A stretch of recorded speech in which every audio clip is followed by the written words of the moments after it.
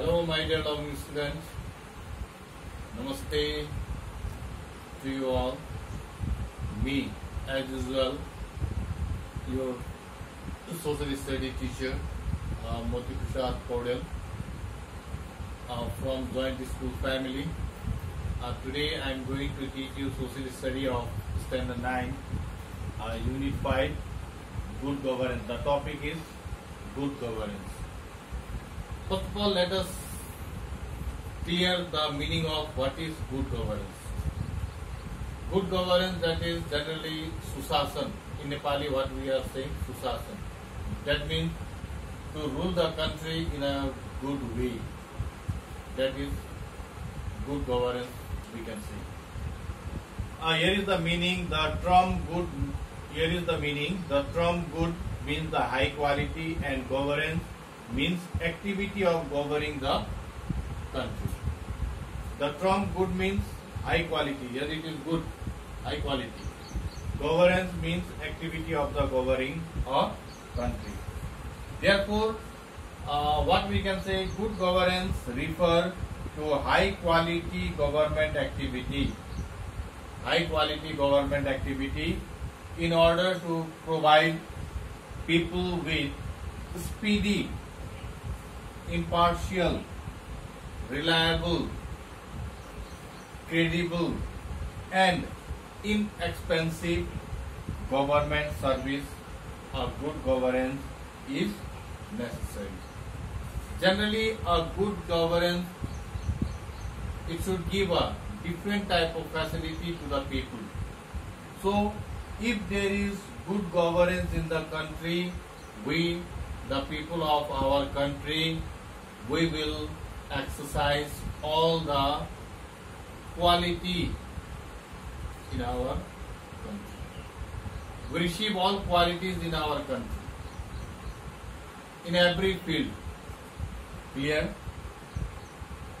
And the present constitution of Nepal also embodied the principle of accountability, transparency, participatory, impartial, pure and efficient administration, rule of law, corruption-free administration, people-focused services, etc., which are the very essence of good governance.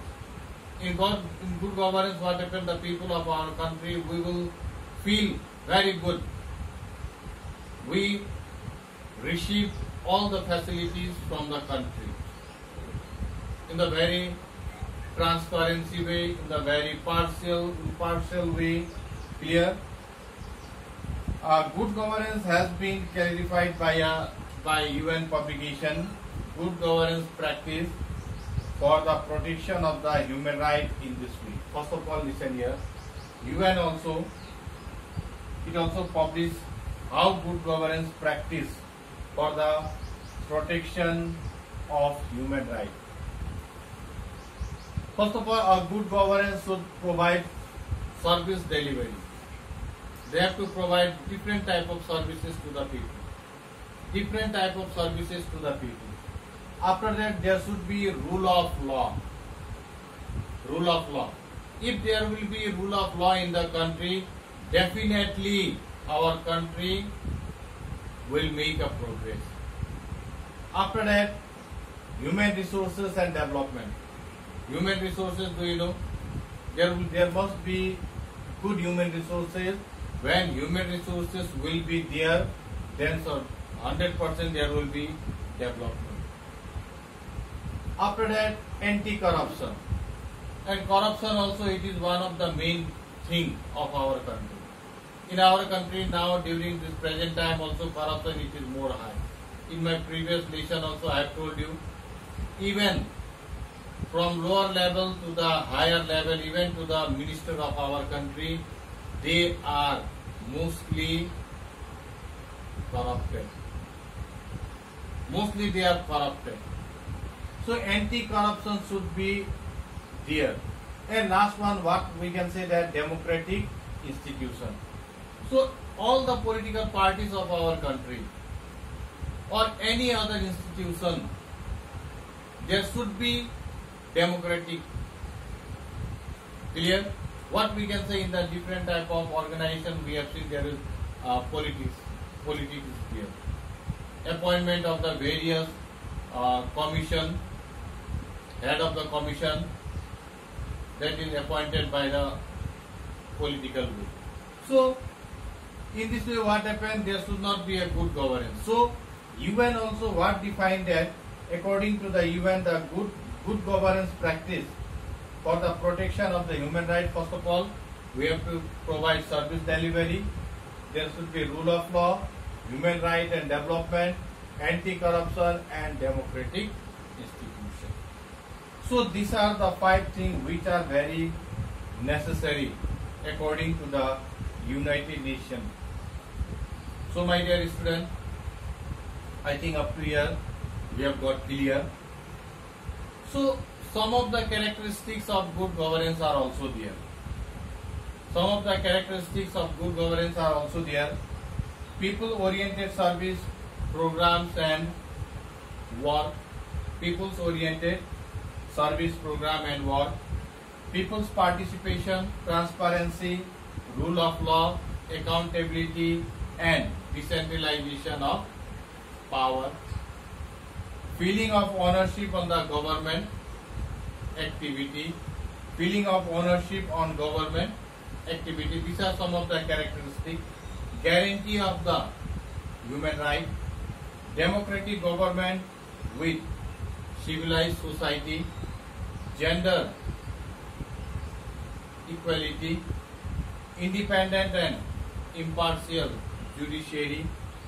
Sustainable and eco-friendly development must be there. So these are some of the characteristics of good governance. Importance are also there. What are the importance of the good governance? Good governance is necessary for making proper use of manpower and resources of the country. Making proper use of the manpower and resources of the country. Mobilizing internal resources and controlling corruption. We have to mobilize our internal resources and we have to control corruption. Clear?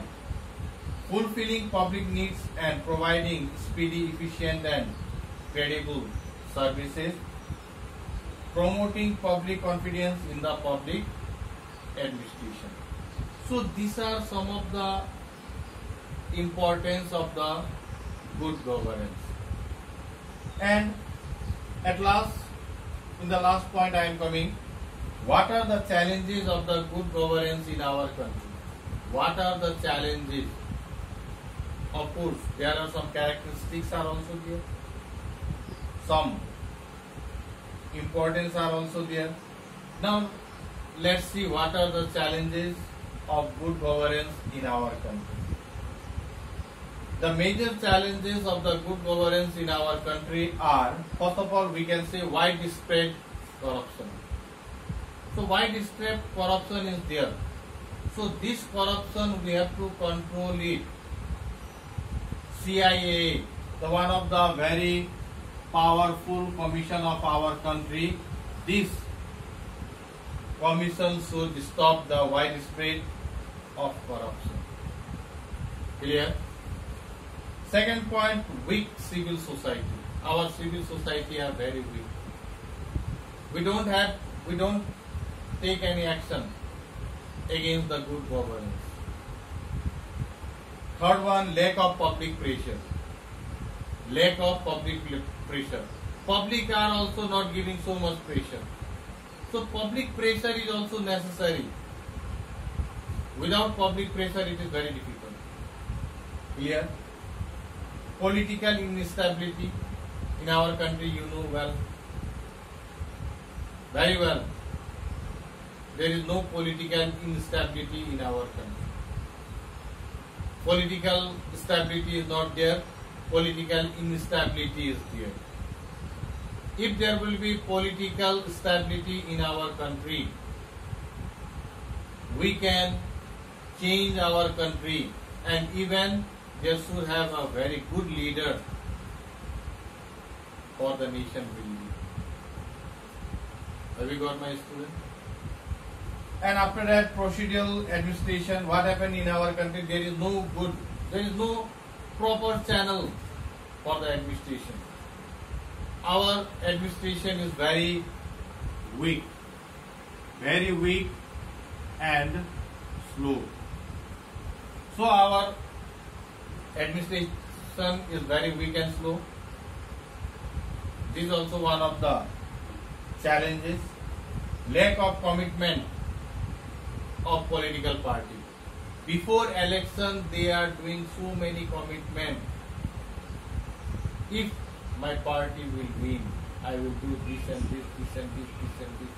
So many commitment they are doing. Even in the election manifesto, we can see their work list. We can see their commitment over there. But when they win in the election, everything they will follow. So this is a very big challenge, lack of commitment in political party. And at last, what I can say, there is lack of feeling of nationality. Really, if we will say about our country, most of the leaders of our country, even we people, we don't have nationality. Most of the public leader and most of these our bureaucrats, they are not doing better for nation building. We have lack of feeling nationality. I don't need. Malayati bhai putte you go. So nationality means what? For every person. If I am rich, I have to also go there. If I am poor, I have to also go there.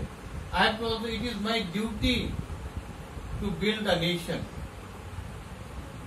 So we have got the lack of feeling of nationality. So these are some of the challenges, my dear student.